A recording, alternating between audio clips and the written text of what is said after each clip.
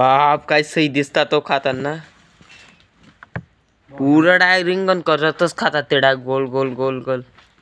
तुम्हाला तासभर 1.5 तासामध्ये अख्खा पाला काय पण देईल मला तुमचा.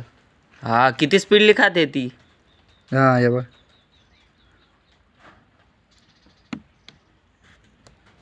कोणती शूट करतोय तू तीच ना पहिली चढलेली. तिचं जसे ओले हे बघा इथं दिसत नाही होतं आता तिने पण होल पाडून टाकलं बाहेर.